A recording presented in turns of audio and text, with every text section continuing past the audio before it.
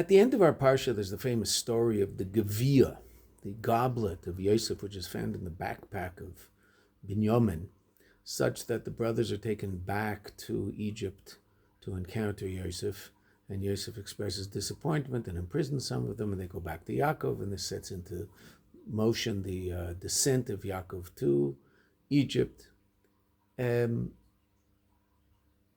Regarding the accusation made by Yosef's henchmen, the brothers say, Chalila lavadecho me'aseis kadavar hazeh. And that language, Chalila, is an unusual language. The root is the word chol, which means something mundane, something not sacred, not holy. Rashi says on that word, chulin, that it's a language of chulin, of the mundane, v'genai, loshen genai. It's a language that is very much less than positive. The language appears once before in the Chumash relative to Avram Avinu arguing with the Kadosh Baruch regarding the saving of the city of Sdom. And Avram says, Chalil lecha, this seems to be chulin, this is something not fit for you, HaKadosh Baruch Hu, to not judge people properly. In other words, to judge everybody based on the actions of a few, etc., etc. And Avram uses that word to try to save the city of Sdom. There, Rashi explains the word as chulin, meaning this is something not fit for you, HaKadosh Baruch Hu. Now, the word chulin, the word not holy, obviously is not relevant in any way, shape, or form to HaKadosh Baruch Hu, so it means action that's somehow unfit. It doesn't seem proper that you should act this way, Avram says to HaKadosh Baruch Hu. Whereas relative to the brothers, Rashi adds the words loshen ganai, because relative to the brothers, humans, it's certainly possible that there could be something that's lacking in holiness. And so it's a very interesting claim that they make. Chalila lavadecho me'aseis kadavar hazeh. In other words, this is something like chulin to us, like something that's not of a holy character, and that, Rashi adds the words loshen genai. It's something untoward, something negative, something despicable. Why is that language relevant to how the brothers relate to the idea of stealing? The Rabbi says something very fascinating.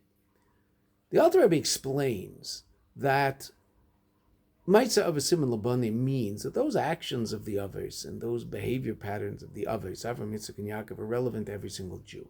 Whereas when it comes to the Shvatim, when it comes to the brothers, so since the brothers each have individual characteristics, so then the way they act is not necessarily relevant to every single Jew. Because there might be something that's particular to Reuven that isn't particular to Shimon, and therefore there will be people who are more like Reuven and people who are more like Shimon.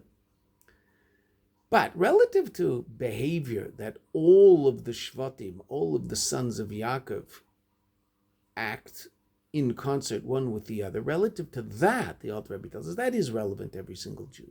That means from this story we can learn that chulin, something not holy, is somehow a ganai, something untoward and despicable for a Jew. And that's a very, very important lesson. The Rebbe explains that a Jew by definition is holy. We're an Am Kadosh, that's who we are. So what should our relationship to the physical world be?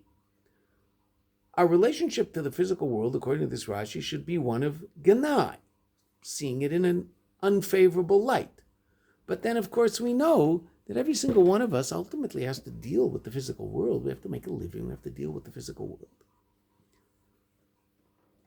In that context, we have to realize that our encounter with the world should be in such a way that in no way, shape, or form does the world diminish our holiness, but rather our encounter with the world is that which allows us to imbue the world with our innate holiness.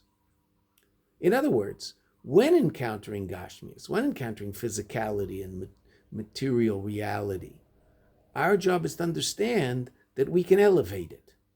That in no way, shape, or form should we allow it to rule us, but rather we should, so to speak, rule it.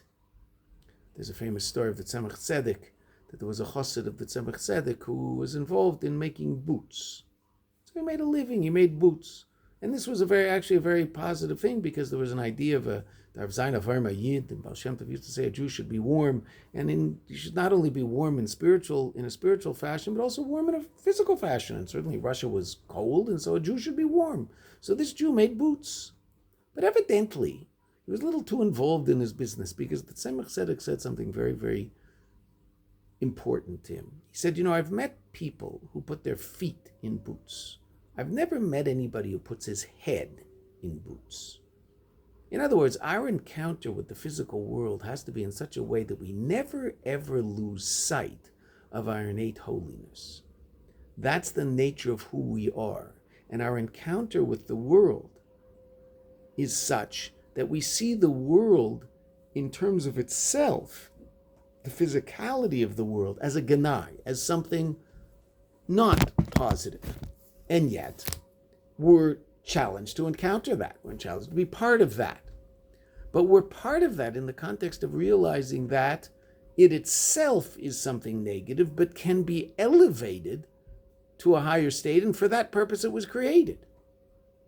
So the purpose of physical reality is not to be seen as an end unto itself, but rather as a means to a much higher end. The elevation of physicality, such that it's actually in the physical world that the most powerful revelation of God can take place. The physical world is a place for the revelation of a Kadosh Baruch Hu's dwelling place. This is where God wants to be, so to speak. This is where he wants to be revealed. But that can only happen if we realize that in truth, Gashmias, Chalilo Lavadecho. It's chulin. It's something that's a ganai. It's something that's not really part of our nature. But it was created in order for us to elevate it by virtue of our innate Kedusha. The Rabbi points out something very fascinating. This story is at the end of Parshas Miketz, which sets into motion all of those events which result in, first, the golus of the Jewish people in Mitzrayim, that we descend down into Egypt and are enslaved there, but ultimately the Geula. Also golus. A Jew is truly not shayach, not relevant to the whole notion of golus. As the Rebbeim say, when we were sent to golus, only our bodies are in golus, our neshamas are not enslaved in golus. But that's only, of course, if we remember who we truly are and what our proper relationship to physical reality should be. Then, just as this story is a story that seems to be negative, but ultimately produces incredibly positive results, it's the beginning of a negative reality called Golus, but that Golus is ultimately destined to produce something even greater called the Geula, the redemption that comes as a result of the Golus. This is the Yerida, the descent, for the purpose of the Aliyah, for the ascent. That's the story of Binyamin's goblet.